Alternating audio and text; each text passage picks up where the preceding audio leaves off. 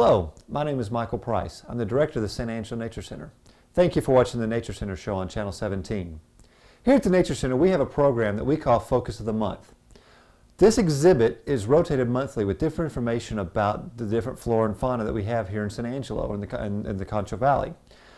This month, the Focus of the Month is on arachnids.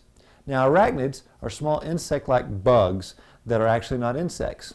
Arachnids are things like scorpions, whip scorpions, spiders, mites, ticks, and a couple other odds and ends.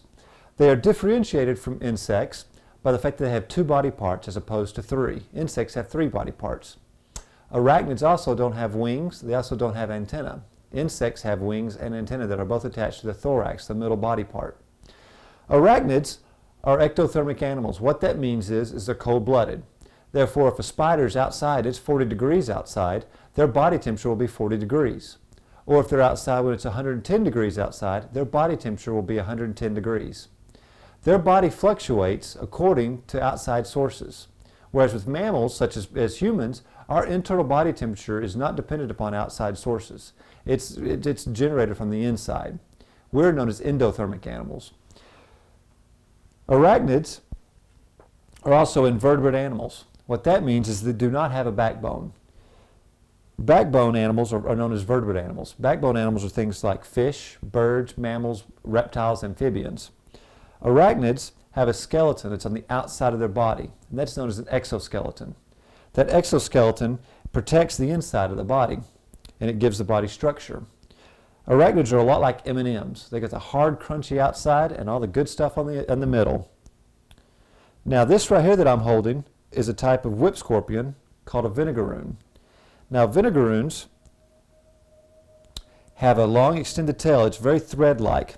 It's very thin, and instead of trying to sting to protect itself, what it does is at the end of its abdomen right here, it has an acidic liquid. It's full of acidic liquid that smells just like vinegar.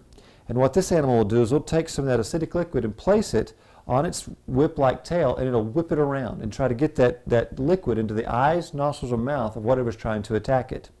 It's got a real bitter taste and it smells horrible. So typically anything that tries to grab this will smell that and will then leave this alone where he can crawl off and go about his business. Now, this type of scorpion is completely harmless to people. They can't bite, they can't sting. But just because you see something like this in the wild doesn't mean you need to pick it up. You need to have an adult supervise you who can identify the different animals that you see. Another type of scorpion are the stinging scorpions. This one right here is a juvenile emperor scorpion from Central Africa. Now, this is a baby. He'll achieve a length with the tail of almost 7 inches long. They have a small stinger at the very end of their tail. Unlike the whip scorpion, they have a stinger on the end of their tail. And then they have large claws in the front of their body known as pedipalps that come out of the cephalothorax, the first body part. They use those claws to grab their food, and they'll use their stinger to immobilize with a type of venom that will immobilize its prey, which allows it to use its pedipalps to pull it into its jaws and eat it. There are types of scorpions that are found in the United States and Mexico that are dangerous to people. This type of scorpions that are found around the Concho Valley are known as striped bark scorpions, and whereas their sting is very painful, it very rarely proves life-threatening. Other types of arachnids are spiders. One of the most common spiders that we have in the Concho Valley are the jumping spiders. Jumping spiders are often confused with black widows because typically jumping spiders are black and they have the white or red, oops, come on back out of there. They have the white or red spots on their abdomen. Now, spiders are interesting is the way they get their food. It's very similar to us drinking a milkshake. What they do is they take their 2 fangs, which are very hollow and very pointed, and they stick it in the prey item. And they literally drink all the insides out, much like we do with a milkshake. We stick the straw in the cup, we drink all the insides out, and then they throw the cup away. And that's what spiders do. They drink all the insides out of their insect prey, and they leave the exoskeleton, the protective shell, they leave it behind. They don't feed on that. Jumping spiders are one of the most common spiders that we have in the Concho Valley. And again, they're very commonly mistaken for black widows because of their color with the white or red spots on the back. Now, spiders All spiders that are found in the Concho Valley are venomous. But there's only two types that are dangerous to people, and that's the black widow and the brown recluse. And then, of course, the other type of spider that really strikes fear in a lot of people is the tarantula.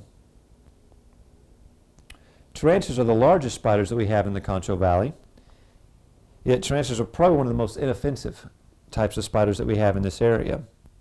Again, though, just because I'm holding this one here doesn't mean if you see one in the wild you need to go pick it up. You need to leave it be and just leave it alone, because they can bite to defend themselves. And whereas it's not going to be life-threatening, it can hurt very similar to like a bee sting. Spiders have lots of interesting attributes. They have 8 legs, just like scorpions do. That's another thing that separates them from insects. Insects have 6 legs. Arachnids, like spiders, mites, ticks, and scorpions, have 8 legs. They also have one cluster of eyes right on the top of the cephalothorax. They have simple eyes, whereas insects have very complex compound eyes. Spiders and scorpions have simple eyes. Tarantulas are interesting as they have several ways of defending themselves. First and foremost, they try to run away. We are obviously much larger than they are, and so they would much rather run away from us than try to defend themselves against us. The second thing they'll do a lot of times is they'll turn and they'll raise their 2 front legs and expose their fangs and say, I will bite if you continue to harass me. The third thing they'll do is they'll take their back legs and they'll shave off the hair that's on their abdomen. When they shave that off, that hair is very irritable. It's very irritating. It causes a lot of scratchiness and itchiness. And they try to get that in the eyes, nostrils, and mouth of whatever's attacking it. And then the fourth thing they'll do is they'll bite. Again, like I said, the bite, whereas it does hurt, it does not prove life-threatening. To learn more about these interesting creatures known as arachnids, please come to the Nature Center during the month of February and see the focus of the month. Thank you for watching the Nature Center show on Channel 17.